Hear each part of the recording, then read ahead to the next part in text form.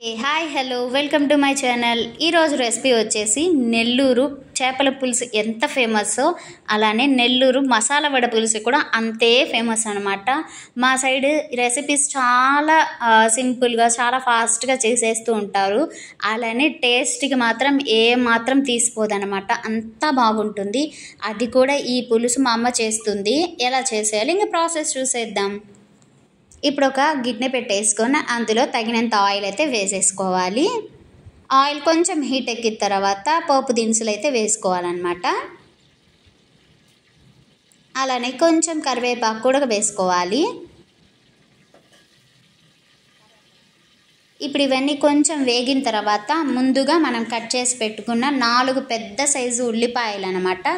అంటే మాకు క్వాంటిటీ కొంచెం ఎక్కువ కావాలి కాబట్టి మేము ఇన్ని ఆనియన్స్ అయితే కట్ చేసాం. మీ కర్రీకి సరిపడినన్ని వేసుకోవాలి. ఇవన్నీ ఇప్పుడు ఆయిల్లో వేసేసుకుందాం. ఇవి కొంచెం కలర్ చేంజ్ అయ్యే వరకు వేగితే సరిపోతుంది. పులుసుకే కాబట్టి మనకి కొంచెం కలర్ చేంజ్ అవ్వాలి. ఇప్పుడు మూత పెట్టేసి ఒక 5 మినిట్స్ అయితే మగ్గనివ్వాలి ఆనియన్స్ అన్నీ.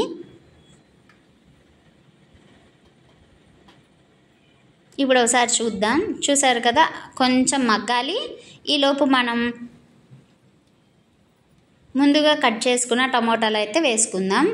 ఇవి కూడా ఒక పెద్దవిగా ఒక మీడియం సైజు టమోటాలు అనమాట. ఒక 4 వరకు కట్ చేసుకున్నాం అనమాట. ఇవి కూడా వేసేసుకుందాం. ఇప్పుడు కర్రీ మా అమ్మే చేస్తుందని చూపించడానికి ఇలా చూపిస్తున్నాను. ఇవి ఇప్పుడు కొంచెం టమోటాలు కూడా త్వరగా మగ్గుతాయి కాబట్టి కొంచెం మూత పెట్టేసి ఒక 5 మినిట్స్ అలా మగ్గనిద్దాం.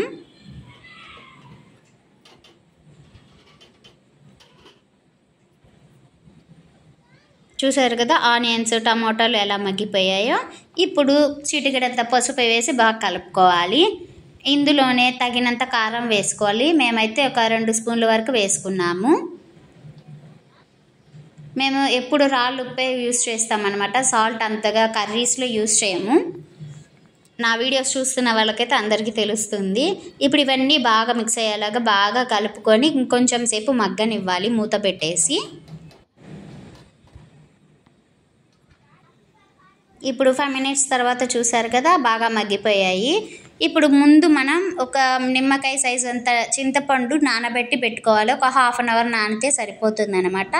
ఇప్పుడు ఆ చింతపండు గుజ్జునంతా ఆ ఆనియన్స్ టమోటా వేగున్నాయి కదా అందులోకి అయితే వేసేసుకోవాలి. గట్టిగా చింతపండు పిసికి ఆ గుజ్జును మాత్రమే వేసుకోవాలి. ఇప్పుడు అందులోకి ఇంకొంచెం వాటర్ అయితే తీసుకోవాలన్నమాట, అంటే పులుపుకి తగ్గంతగా. చూసారు కదా, ఇంకొంచెం వాటర్ అయితే పోసేసుకొని ఉడికించుకోవాలి. ఈ వాటర్ అంతా కొంచెం దగ్గర పడాలన్నమాట. ఇప్పుడు ఒక మూత పెట్టేసి ఒక 10 to 15 మినిట్స్ అయితే ఉడికించుకోవాలి. చూసారు కదా ఎంత బాగా ఉడికిపోయి కొంచెం చాలా వరకు దగ్గర పడిపోయింది కదా. ఇప్పుడు మసాలా వడ పులుసు అన్నారు, మసాలా వడ ఏది అంటున్నారు కదా. ఇప్పుడు చూసేయండి, లాస్ట్లో అయితే వేస్తామన్నమాట. మేము బయట తెచ్చుకున్నవి అయితే వేస్తున్నాం. నార్మల్గా అయితే మేము ఇంట్లోనే మసాలా వడ చేసుకొని మరి వాటితో అయితే పులుసు పెడుతూ ఉంటాం.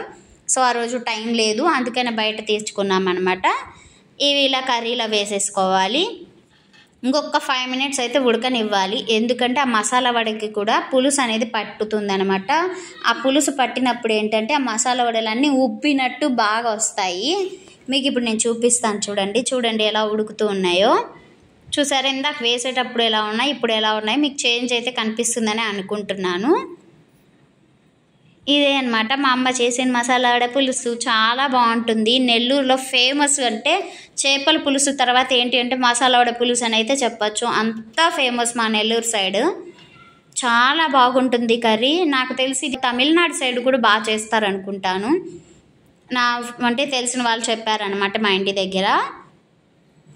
చూసారు కదా, ఇట్లా అనమాట మసాలా వడ పులుసు అయితే అయిపోయింది. ఈ పులుసు వేడి వేడి అన్నంలోకి కలుపుకొని తింటే ఆ టేస్టే వేరబ్బా, అసలు చాలా బాగుంటుంది. చూసారు కదా, ఈ వీడియో మీకు నచ్చిందనే అనుకుంటున్నాను. మీరు ఎప్పుడు చేయలేదేమో ఈ కర్రీ. ఒకవేళ చేయకపోతే ఇలా ఒకసారి ట్రై చేసి చూడండి. ప్లీజ్ ట్రై చేసి మీకు ఎలా వచ్చిందో కామెంట్ సెక్షన్లో చెప్పడం అయితే అస్సలు మర్చిపోవద్దు. ఈ వీడియో మీకు నచ్చితే లైక్ చేయండి, అలానే మీ ఫ్రెండ్స్కి రిలేటివ్స్కి షేర్ చేయండి. Please subscribe my channel. Thanks for watching. By by. Love you all.